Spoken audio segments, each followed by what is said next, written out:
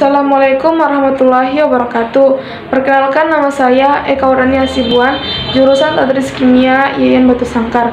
Pada video kali ini saya akan menjelaskan tentang asam dan basah. Pertama, tujuan praktikum. 1.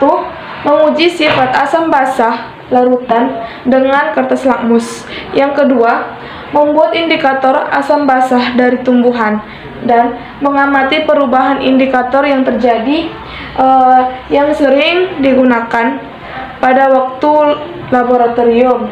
Yang ketiga, menggolongkan larutan asam basah kuat dan asam basah lemah berdasarkan pH-nya. Kemudian B. Landasan teori. Rasa makanan yang berbeda disebabkan oleh sifat kimia makanan tersebut, yaitu asam, basah, dan netral.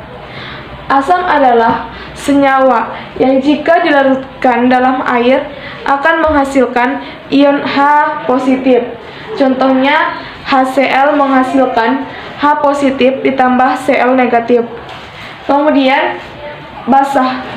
Basah adalah senyawa yang jika dilarutkan dalam air akan menghasilkan ion H negatif. Contohnya, NaOH menghasilkan Na positif ditambah OH negatif. Untuk mengetahui apakah suatu larutan mengandung ion H positif atau OH negatif, dapat diuji menggunakan kertas lakmus.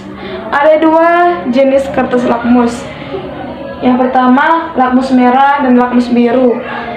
Adanya ion H positif dalam larutan dapat memerahkan kertas lakmus, sedangkan ion OH dalam larutan dapat membirukan kertas lakmus. Berbagai bahan tumbuhan berwarna dapat digunakan sebagai indikator asam basah. Misalnya, dapat memberi warna yang berbeda dalam larutan asam basah.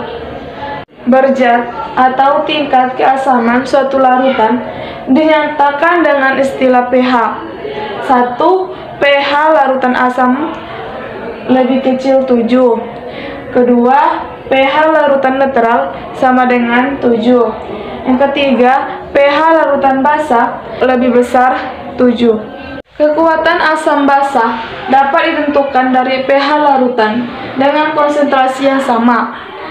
pH asam kuat lebih kecil dibandingkan dengan asam lemah, sedangkan pH basah kuat lebih besar dibandingkan dengan pH basah lemah. Asam kuat dalam air menghasilkan ion H positif secara sempurna sehingga mempunyai pH kecil, berkisar 1-3. Adapun asam lemah dalam air menghasilkan ion H positif secara tidak sempurna sehingga mempunyai pH besar, sekitar 3-5.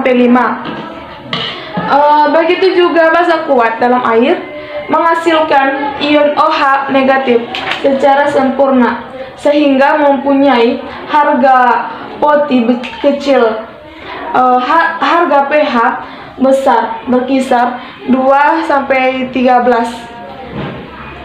Basa lemah dalam air menghasilkan ion OH secara tidak sempurna sehingga mempunyai harga pOH besar, harga pH kecil, berkisar 9-11. Kemudian C. Alat dan bahan. 1. Alat. Pertama, tabung reaksi dan plat tetes, rak tabung reaksi, pipet tetes, lumpang dan alu, gunting, pisau, kertas lakmus merah dan biru, indikator universal. Kemudian 2. Bahan. Pertama, air suling, air keran, air sabun batang, air kapur, air jeruk nipis, kunyit, larutan gula, alkohol, larutan deterjen, mahkota bunga, warna merah, biru, dan putih. Kemudian larutan cuka. Kemudian larutan natrium hidroksida 1 mol, larutan asam nitrat 1 mol, larutan asam klorida 1 mol, larutan kalium hidroksida 1 mol, larutan natrium klorida 1 mol, dan fenolftalein. Kemudian D. Prosedur kerja. 1. Pengujian sifat larutan. Pertama, guntinglah masing-masing kertas lakmus merah dan biru sepanjang 1 cm dan taruhlah dalam satu tabung reaksi atau pada satu lekukan plat tetes. Lalu letakkan di air suling. Amati apakah ada warna yang berubah. Kemudian B. Lanjutkan percobaan Anda dengan menguji larutan lainnya, seperti larutan yang bersifat asam, basah, dan netral.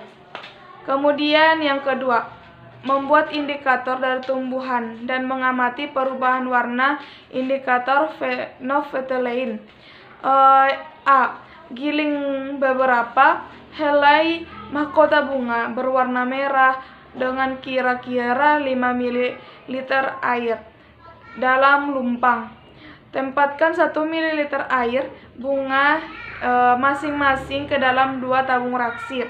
Dalam tabung pertama, tambahkan larutan cuka, sedangkan dalam tabung kedua, tambahkan tetes air suling. Guncang tabung, kemudian amati apakah ada perubahan warna yang terjadi. B. Lakukan cara yang sama dengan bunga yang berwarna lainnya. 3. Siapkan 3 tabung reaksi yang bersih. Tabung pertama diisi 2 ml larutan cuka, tabung kedua dengan air kapur, tabung ketiga dengan air suling. Kemudian, tambahkan masing-masing 2-3 tetes larutan fenolftalein. Guncang tabung dan amati perubahan warnanya. Kemudian 3. Menentukan nilai pH dan kekuatan asam basa. Pertama, masukkan larutan CH3COOH 1 mol, NaOH 1 mol, HNO3 1 mol, HCl 1 mol, KOH 1 mol ke dalam tabung reaksi masing-masing 5 ml. B. Celupkan kertas indikator universal ke dalam tiap-tiap larutan. C. Amati dan catat hasil pengamatan Anda. Sekian dari saya, semoga bermanfaat. Assalamualaikum warahmatullahi wabarakatuh.